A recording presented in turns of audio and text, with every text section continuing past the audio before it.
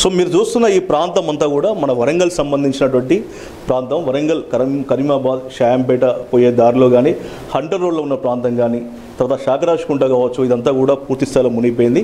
తర్వాత హనంకొండ నగరంలో కూడా కొన్ని సంబంధించిన కాలనీలోకి నీళ్లు రావడం జరిగింది. తర్వాత రోడ్డు పైన నీళ్లు నిలవడం వల్ల అటు వాహనదారులు ఇటు స్థానికులు కూడా చాలా ఇబ్బందులు పడుతూ ఉన్నారు.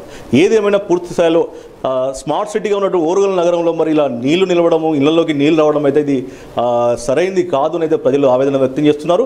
పాలకులు గతంలో కూడా ప్రభుత్వం ఏదైనా కూడా అధికారులు మరి గతంలో అధికారులు కూడా పూర్తి స్థాయిలో శాశ్వత మరమ్మతులు చేపించడంలో విఫలమయ్యారని మాత్రం అయితే ప్రజలు అయితే ఆగ్రహం వ్యక్తం చేస్తూ ఉన్నారు. మనం చూడొచ్చు ఇప్పుడు ఈ నీళ్లు దాదాపుగా కూడా ఇవన్నీ కూడా ఇళ్లలోకి చేరిపోయినాయి.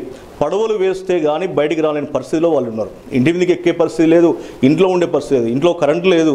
తర్వాత వాళ్ళు తినేటువంటి వంట సామాగ్రి తర్వాత తినే వస్తువులన్నీ కూడా దాదాపుగా వాళ్ళకు సంబంధించిన ప్రతి వస్తువు కూడా ఇంట్లోకి తడిచిపోయింది.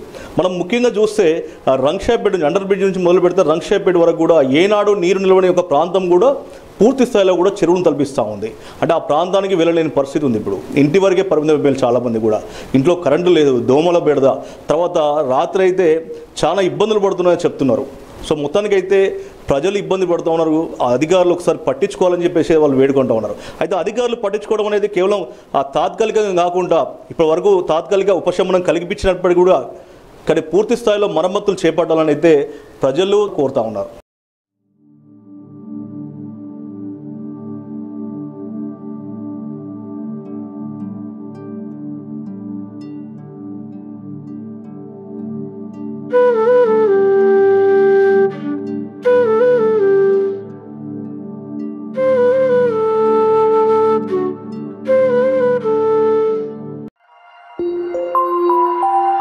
you